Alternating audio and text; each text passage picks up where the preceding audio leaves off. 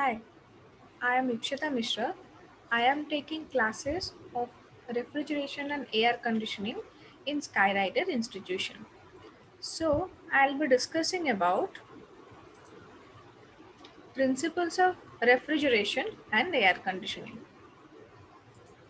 So, what exactly refrigeration means? Refrigeration is defined as the process of achieving or maintaining a temperature below that of surrounding. So the main aim of refrigeration and air conditioning is to cool some product or space to the required temperature.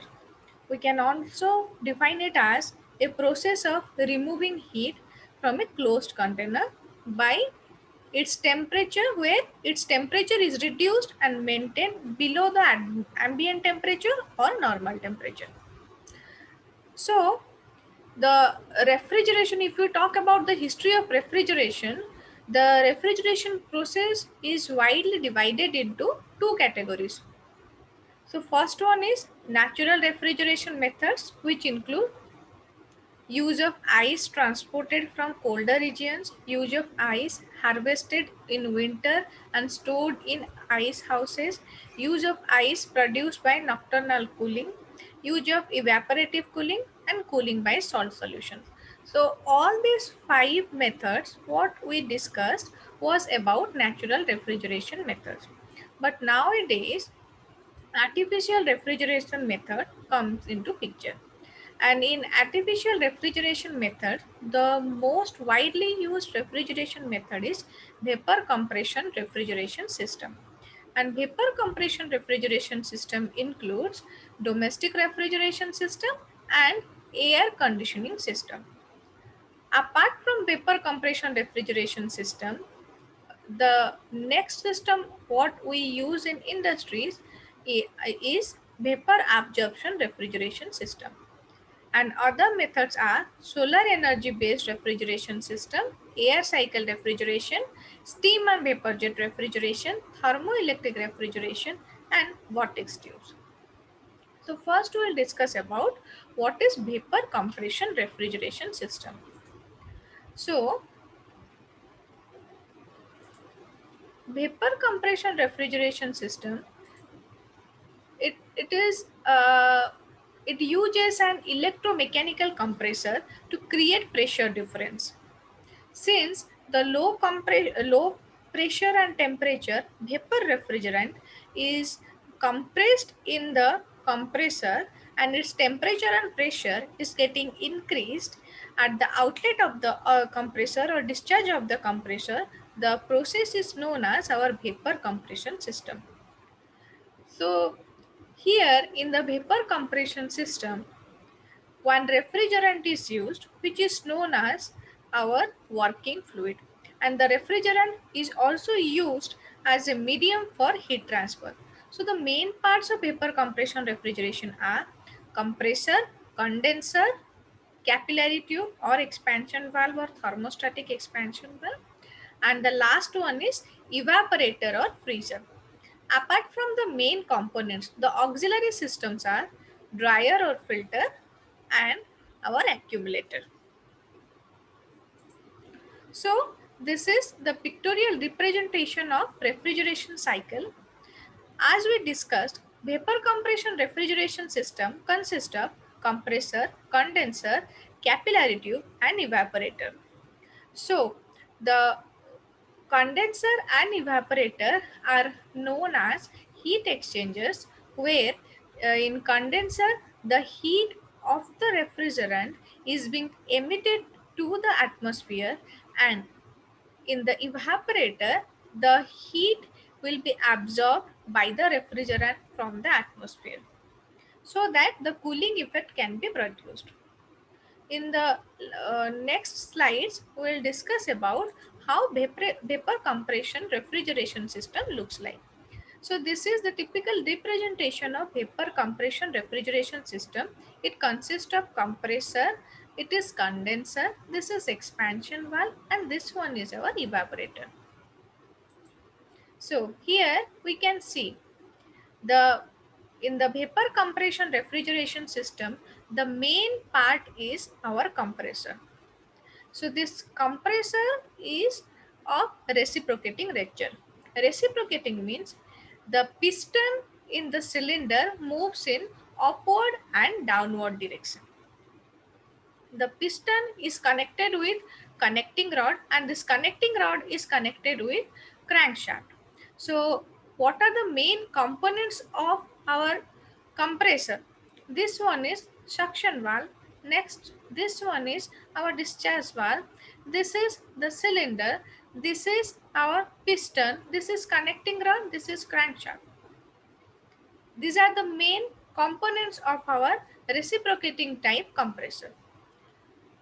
So when the liquid refrigerant, when the low pressure, low temperature vapor refrigerant is coming from this evaporator, it will be admitted inside the cylinder of the compressor. How it will be admitted? Due to the pressure difference inside the cylinder and outside the compressor, the refrigerant, vapor refrigerant will be admitted and the suction valve will be opened. So when the refrigerant will be admitted inside this compressor, what will happen? The piston will move from top dead center to bottom dead center. While the piston will move from top dead center to bottom dead center, the vacuum pressure will be created, and due to this, the the low pressure, low temperature vapor refrigerant will be present inside the cylinder. And when the piston will move in the upward direction due to the movement of crankshaft and connecting rod, the uh, refrigerant which is collected here will be compressed. So as a result of which the discharge valve will be open, and at the outlet of the compressor we will be getting high pressure, high temperature vapor refrigerant. Temperature, high pressure vapor refrigerant will be passed through the condenser, and in the condenser the refrigerant heat will be emitted outside. So as a result of which we will be getting high pressure, high temperature liquid refrigerant at the outlet of the condenser. So from the condenser, the refrigerant will pass through the dryer. So dryer is responsible to perform two things. First one is to purify the refrigerant, and the next thing is to absorb the moisture present in the refrigerant. So the in order to absorb the moisture from the refrigerant, silica gel is used, and next the refrigerant will be allowed to pass through this capillary tube. Due to the very small opening in the capillary tube, the pressure drops inside the capillary tube. So the refrigerant what is passing through the capillary tube, it will at the outlet of the capillary tube, it will be having low pressure and low temperature. That means at the inlet, here at the inlet of the capillary tube will be able to get high pressure, high temperature liquid refrigerant, and at the outlet of the capillary tube will be able to get low pressure, low temperature liquid refrigerant. This low pressure, low temperature liquid refrigerant will now pass through this evaporator. So when the low pressure, low temperature liquid refrigerant will pass through the evaporator will in the refrigerant present in the evaporator will absorb the heat from the surrounding. So as a result of which the temperature of the refrigerant will rise and it will be converted into low pressure, low temperature vapor refrigerant. So in this way, the total vapor compression refrigeration cycle continues. So as you can see here, the portion, the left side portion is known as the high pressure side, and the right side portion, this portion is known as our low pressure side. High pressure side consists of the discharge line of the compressor, to the expansion valve, and the low pressure side consists of the outlet of the expansion valve to the inlet portion of the compressor. Okay, so this is the basic representation of the vapor compression refrigeration system. So we can find the application of vapor compression refrigeration system widely in manufacturing of ice, in water coolers, VG coolers, in various air conditioners, including portable and mobile unit, in automobile air conditioning system, in dehumidifiers, in freezers.